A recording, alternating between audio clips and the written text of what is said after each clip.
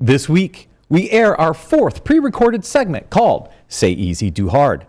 Inspired by my co-host, Jason Albuquerque, we get our hands dirty and discuss the challenges of cyber risk management. Why is risk management so elusive, and what can we do to solve it? Business Security Weekly starts now. This is a Security Weekly production for security professionals by security professionals. Please visit securityweekly.com/subscribe to subscribe to all the shows on our network.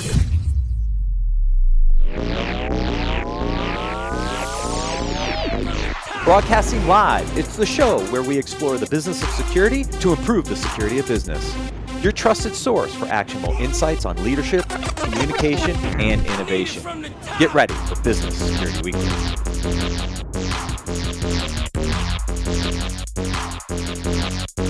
$270. That's the average number of times a company comes under cyber attack each year. And the average cost of a successful data breach is $4.35 million. Cygnus ensures your internal and external teams are securely connected, confident, in control, and compliant during a cyber crisis. Visit securityweekly.com/Cygnus to learn more. That's CYGNVS. If your organization is ready to embrace edge computing, we have good news. The 2023 AT&T Cybersecurity Insights Report provides everything you need to know to get started. In the report, we identify the common characteristics of edge computing. We found edge use cases are rapidly coming online, and we reveal how to secure edge computing. Most importantly, you'll learn how to prepare for your edge ecosystem. Get your complimentary copy of the report today by visiting securityweekly.com/ATT Cybersecurity. That's securityweekly.com/ATT Cybersecurity. Welcome to Business Security Weekly. This is episode number 328, recorded October 30th, 2023, but will air on November 13th, 2023. I am your host, Matt Alderman, back here in the studio. Joining me for this lovely in-studio session is my co-host, Mr. Jason Albuquerque. It's so nice to be in studio with you, man. It's I love awesome. it. I know. I love it. We've missed we can it chat so football much. live. I know. Who would have thought? Denver won against the Chiefs. I know. Patriots lost. Of course. Well, and the Browns lost. They blew it in the final two minutes. Come on. And Dallas is still kicking ass. Well, just wait. They get the Eagles this weekend. But the Broncos pulled it out, man. I was so proud of them. I was rooting for the Broncos. The defense they're playing well, and the offense didn't make too many mistakes. Exactly. Also joining me in studio for this segment, Patrick O'Reilly, Chief Innovation Officer and founder at Cyber Saint. Patty, good to see you. Good to see you, Matt. Thanks for having me here in this beautiful security cave. Yes, it's the man cave. I love it. It is the man cave. Also joining Rob Fitzgerald. He's the Field Chief Information Security Officer at Blue Mantis. Welcome, Rob. Well, thank you very much, Matt. I'm excited to be here. I think this cave is actually amazing with everything that you have here, and the memorabilia it's awesome. Yeah, I mean, Paul and Larry have done a lot of research over the years, and you'll see it hanging on the wall back here. It's kind of cool to just kind of look and see all the stuff that's in here. 18 or so years of history in this location. All right, quick announcement before we get started. Follow us on LinkedIn for updates across our organization, show highlights, and more. You can find us by searching for Security Weekly Productions. All right, so topic, cyber risk management. A little background on this segment. Jason used to say we cover all kinds of topics, obviously on business the future security. sometimes. We do. Wow, it's incredible. And we would cover an article, and Jason would be like, "Say easy, do hard." It's easy to say, but it's actually hard to do. Right. Mm-hmm.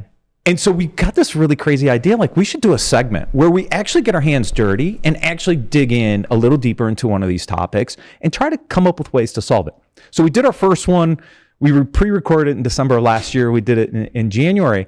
It was minimum viable security. And one of the things that came out of that segment was one of the things you should do as part of minimal viable security is risk management. Yeah. But we haven't done a deep dive on risk management. So I'm going to start this, and I'm going to make a pretty bold statement, and I want both of your reactions. Risk scores are useless. Yeah. Oh, yeah. Totally useless. Yeah, there's my reaction. Completely useless. Yeah. 100%. Insofar, useless in that by shooting it or killing it and putting something useful in its place, maybe it has some use as like a straw man or a dummy. Right.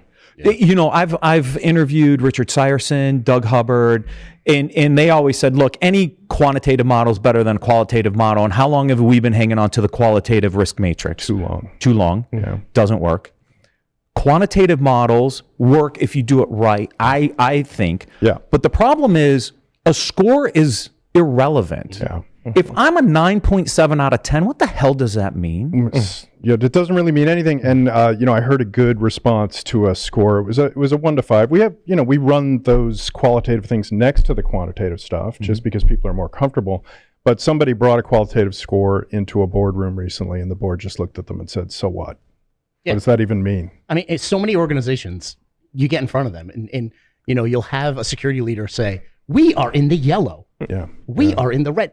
This isn't a traffic light. No. Our board's not going to understand that. No. What if it's All they're going to see is red, and they're going to have, it's going to be a firefight all of a sudden, right? I mean, Yeah. you're sending them with all of this fear. You're not bringing anything to the table. So, you know, it's actually doing a disservice, I think, to us as security professionals taking that stance. I agree. Yeah. And I mean, I've heard anecdotes that go to the absurd, like took 3 years to decide on a 3x3 with mauve in the upper quadrant. And the founder on their deathbed said, if you ever abandon the 3x3, I'm gonna come back and haunt all of you from the grave. But what did it prove? Right. What did it prove? So I've been fighting this for a little bit in this concept of needing a risk score. We have to calculate a risk score. But to what end? Now, the only place I see the benefit of a risk score is if you're baselining yourself against others with a consistent calculation. Sure. Right?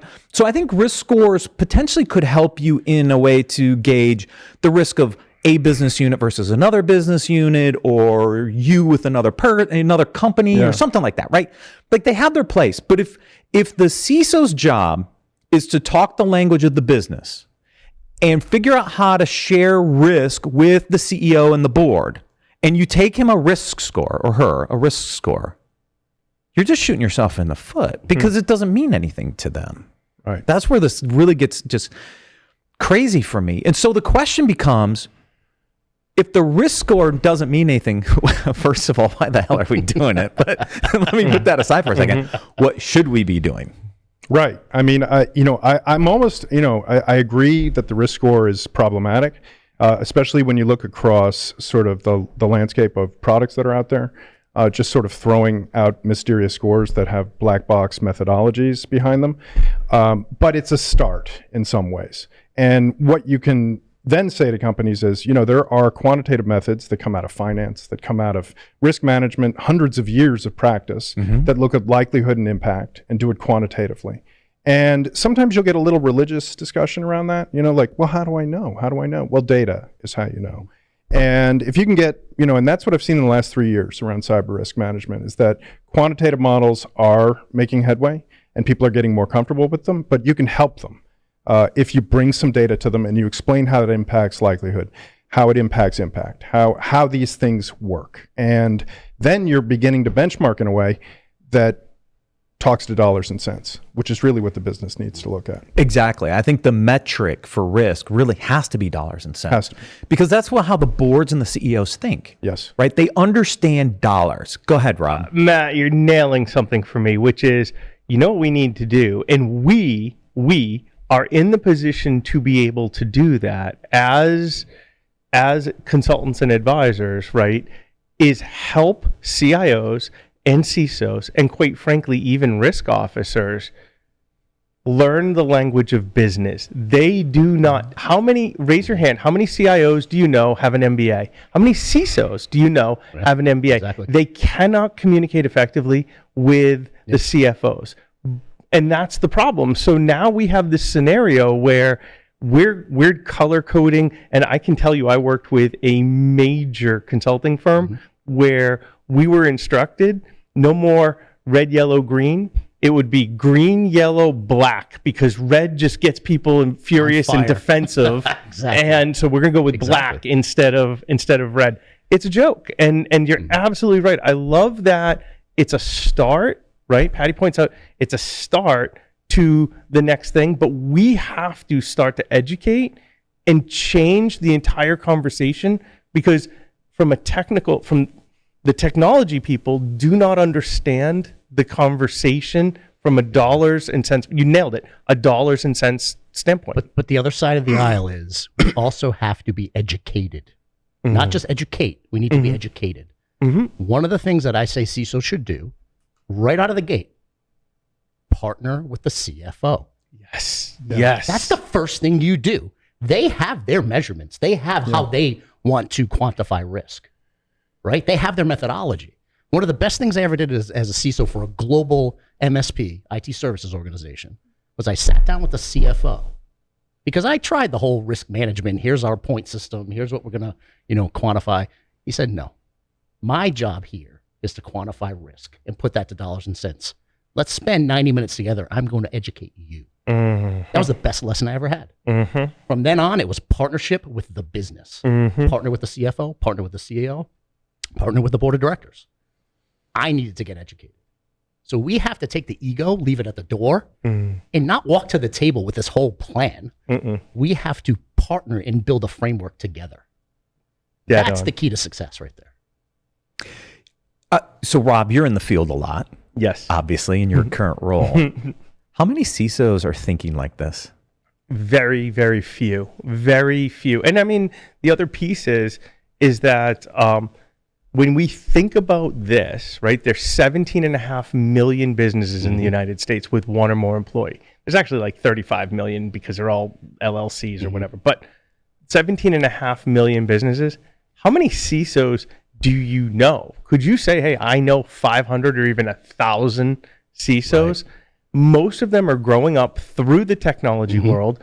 They started in IT, or maybe if they're younger, they started in cybersecurity, which is a new field, really, right? We're the kind of the inventors of that field, right? And then all of a sudden, boom, they have no idea. No one's helped them transition this. They're not thinking about it. They have to be, Jason pointed out, they have to be instructed and taught on this. And by the way, the goals of a CFO at one company, even within the same industry, are different than the goals of a CFO 100%. At another company. I've worked in situations where the goal of the CFO was, we need to sell this within 18 to 24 months. You help me build this and get this done ASAP. And others that we're going to look to acquire and we're going to take on funding and we're going public in 36 months. How do I get there? Right. Start with the end in mind. This show exists because of what you just said, though. Because so many professionals growing up grew up on the technical side. Business Security Weekly exists to educate cybersecurity professionals on how to align with the business, right? And out of the gate, the first thing that cybersecurity leaders need to be doing is sitting down with business leaders and understanding how they can align to the goals of those business units. What the risks that those business units have. If you don't understand the business, you can't protect it. If you don't understand the business, you can't quantify risk because you don't understand the business. When I have new people ask me, how do I break into cybersecurity, or people under me that I'm managing, the number one, people think this is nuts, but the number one thing I will tell them to read, get a subscription to the Wall Street Journal. Read the Wall Street Journal, and you will understand your organization, your competitors, and where the world is going so that you know what to do. Go read an earnings report. Oh my God. Oh my God. As you know, I read them every quarter for the Security Weekly 25 Index. Read it. It's all about revenue, profitability, et cetera. You want to know what? Sit down with the CFO and learn about the P&L. Yes. Exactly. Oh, wait, what's that? How about that? What's profit, Jason? Right? But then you can align and say, how can I help drive profit? Right? That same organization that I work for, one of the first things I did with the CEO was said, I need some level of metrics so I can show you that I'm helping drive revenue. Ultimately, with the chief revenue officer, I got access to Salesforce, and my team was actually tagging opportunities that we were involved in because we were considered the closers at the end of the day. Because if you can't pass vendor risk, you're out. How many opportunities did we help close? We were driving, security was tagged to 14 million a quarter. Right? That's the metrics you want to help show. You want to show how you're aligned to the business, right? Well, guess what? We're helping drive revenue as well. All of these things that you're investing in, all of these risks that you're mitigating, well, we're having conversations with our clients. We helped drive 14 million this quarter. Yeah, I think that's the other thing is we always think about risk as a negative thing. It can actually be used as a positive thing, right? So the opposite of risk is opportunity, right? If I can protect the environment and allow them to go into a new business area or create a new product line, you're actually increasing revenue and profitability for the organization. And sometimes I think we think about risk management as such a negative thing, and that it's always about trying to mitigate loss. It can also be an accelerator for revenue and profitability. And we don't talk enough, I think, about the positive sides of risk management. No, we don't. And you're right. Cyber risk management ultimately should be a business driver. So if you have new initiatives, new strategic things you're looking at, and you understand the exposures on that, and you deal with them ahead of time, you're actually going to drive more revenue that way. And I think even the things you're doing, risk as like we could lose this, we could lose that, it's terrible, it'll hit the bottom line. But it's really about finding the most cost-effective ways to add value to your cyber program. And that's an investment. And, now you're going to see it in actual filings, 10K filings. So it's going to be interesting to actually look at which companies have a really credible story around their 10K. And that should, in theory, and this is about the business, add to the equity of the company. Yes. The value. Yes. Oh, 100%. 100%. Right. And in fact, I agree. Cyber risk management is a competitive advantage. That's and right. any company that can get behind that and show that quantitatively, right, can show, hey, we're being successful. We're moving this forward. We have you safe. It already happens in other verticals. Think of finance as a vertical. No one is giving their money to an organization, just throws it out the window, isn't FDIC insured, et cetera, et cetera. No one is dropping their kids off at a daycare that doesn't see that there's a fence, that the yard looks pretty safe and whatnot. And no one's going to a hospital where the doctors aren't certified, right? We need to embrace this and push this. But quite frankly, as an industry, we're a bunch of introverts, and we haven't figured out how to break through that shell. How many of us know really smart men and women that have launched cyber companies only to not be as successful as they could have been because they couldn't get out of their shell? They couldn't do the sales. They couldn't do the presentations. They couldn't have some of the hard conversations. We need to educate our people as well as listen to what they need. But those are some immediate needs. Well, and that's why this show specifically focuses so much on leadership and communication. Yes. We don't talk the general news on this show because we think it is those soft skills, those communication skills that is what's needed as a leader, whether it's a chief information security officer, a chief risk officer, the CEO, it doesn't matter, right? You have to be able to have these conversations and go across the aisle and have a conversation with your peers and understand their business. That's why this communication portion is so interesting. But when I look at the Fortune 500 and I look at the number of organizations that don't have CISOs, I just scratch my head like, who owns this then? It's got to be somebody else. Right. Somebody has to own risk. If it's not the CISO, somebody else is going to own it. You and I have had this conversation for a long time. Where are they in these big Fortune 500 companies? Who's taking on that risk management discipline if it's not the CISO? It's funny because they don't realize it or don't want to acknowledge it, but it's the CFO. And really, this goes back to Jason saying we need to partner with the CFOs because at the end of the day, who's signing these 10Ks? Who's signing these SEC reports, right? Yeah. Like, it's not someone in IT. It's the CEO and the CFO. It's Sarbanes-Oxley. Thank you very much, Sarbanes-Oxley. I've been reading them. It's the CFO. And I think we have this great opportunity right now to change the paradigm of what risk management is when it comes to cybersecurity. Totally agree with that. But we have to earn the seat at the table. We cannot walk in the door, sit down with the CFO or the CEO and speak in bits and bytes. No. We can't speak in tools, right? I mean, that's the problem that I'm seeing. We come to the table and we say, oh, this great new shiny tool, this great new shiny technology. Yeah. That's not the language they care about. No. I think the other challenge we have, Patty, and you and I talked about this last week a little bit, and there's an article we're going to cover in our live show right after this around frameworks. I think we start at the control level first. Yep. without understanding our risks Right. as a business and the controls that we should actually look at. So we take And understand the culture of the business. Right. Because to your point, every business is different, has a different culture, has a different appetite. exactly. So it's understanding what's best practice, but it's also understanding your environment. Yeah. That's the do hard. And so we started this control framework and we go, oh, we're going to go NIST 853, couple hundred controls.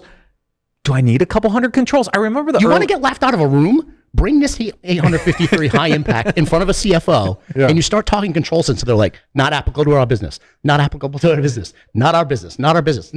Right. You're wasting time. Right. Yeah, it's No not- longer any that's not- value. That's not the way to go. Right. To bring controls into the C-suite Right. of the boardroom. That's a wrong way Yeah. to do this, but Yeah. that's where we start, right? Yeah. Bryson Bort from Scythe put a post on LinkedIn last week, and he said, compliance is a list, security is a graph, and I said risk is a DAG. Yeah. A directed acyclic graph. That's how complex it is, right? And the problem, I think, is, but think about this for a second. We think about compliance, we think controls, we create our list of controls. Then we're like, oh, we got to, this isn't going to solve security. And risk is even more complex than that. I think we've got it upside down. Yeah. Right? Is we don't start with the framework. We actually start with the risks. And then based on which risks that impact our business, our industry, then we align to a set of controls. Then we can go measure a set of controls and figure out how to go mitigate risk. Yeah. I think we're just doing it all backwards. Matt, that's the whole point of the mantra. If you're in cybersecurity, right? If you don't understand and can't manage risk, you will end up reporting to someone who will. That's it, right? Yeah. You will not be. You won't have a seat at the table. I mean, that was You the whole, won't. that was the whole, mandate behind the RMF. It was the whole idea. The feds, are like, do risk first, then tailor your baseline, but the old joke about the RMF is it's the greatest framework that never gets practiced. Correct. So I think you're absolutely right. I think it's time to look at controls in a new way. When you go to conferences, someone will inevitably get up at a conference and start talking about all the control frameworks. And it's just it's the driest presentation because usually their conclusion is something like pick one. And they usually say it like it's this great, profound insight. Everyone's working with one control framework or another, one kind or another, even if it's just a checklist they made in-house. Right. But what they don't always understand is how those activities relate to risk. And if you understand how that relates to risk, well, then you can begin to spend into areas to mitigate those risks and really rationalize your program. Because that's the biggest disconnect.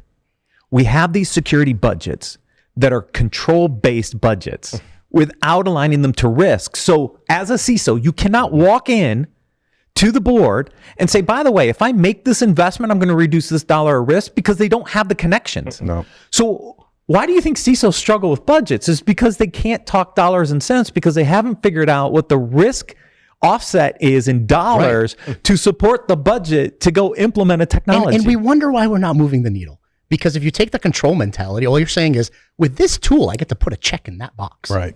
That's all you're doing. Right. That's it. That's it. Check in the box. Check in the box. Yes, our lovely compliance challenge for sure. But the thing with compliance that's so interesting to me, I'm no longer worried, and I tell our clients this, I'm no longer worried about FINRA, HIPAA.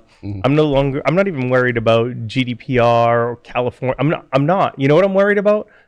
I'm worried about our clients having a data breach, having a ransomware attack, and having them impact their business clients, who then have a fiduciary obligation to come back and sue for financial losses, right? Right. So if I'm making something for Apple's iPhone and my company gets hit with ransomware and I'm down for 3 weeks, Apple, has an obligation to its shareholders to come back and be like, hey, Rob, we have to sue you for the money that we lost. Period. End of story. Right.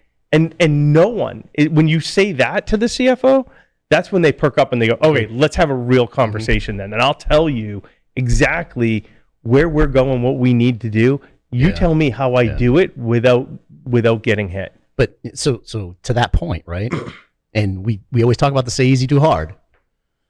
We as security leaders need to understand all of our assets, not just our technical assets, not just our hardware, but our software, our data, our people. Our contractors. In order to be able to say and go in front of the CFO and say, this is the risk that's going to impact our business, we need to understand what that risk is. If we don't know our assets collectively, we can't do that. Yeah. That's a huge point. It's understanding the assets. And quite frankly, what I see as a rule, we do a terrible job understanding our assets. Horrible. Yeah. I mean, even forget about the physical, the software and hardware assets, the cloud assets. Forget about that for a minute. Yeah. I mean, even, hey, do you have a skills matrix so that I know when if I go out on vacation that there's someone here that can fix the firewall or roll out Duo or whatever it is they need to do? Who are the third-party vendors that we need to bring into play during an incident response? Those third-party vendors are assets. Side note, you know what's absolutely insane about that is companies like Blue Mantis and others make more money in IT support during an IR than the forensics and analysis. 100%. No one understands 100%. this. And people think like, oh, we can have my 6 people. My 6 people can work 24/7 for 30 days while we're down. Absolutely not. They're going to quit before you get to the week's end. If you analyze the risk against every single one of those assets that you know you have, now that's the risk management you're bringing to the table. Now you can say, we have a gap here and we need to invest. Or we don't have enough resources here. We need to invest. We have the wrong tooling or technology. We need to invest. Right. So you can't have the conversation if you don't understand your environment. And that environment is huge. Yeah. We've been talking about asset management for over 4 years and the lack of it. And I think that's a really good segue for our next segment, because that's what I want to dig into next. Like, what are those building blocks that we actually need in place to create a cyber risk management program? So with that, we're going to take a quick break and then discuss ways to solve these cyber risk management challenges.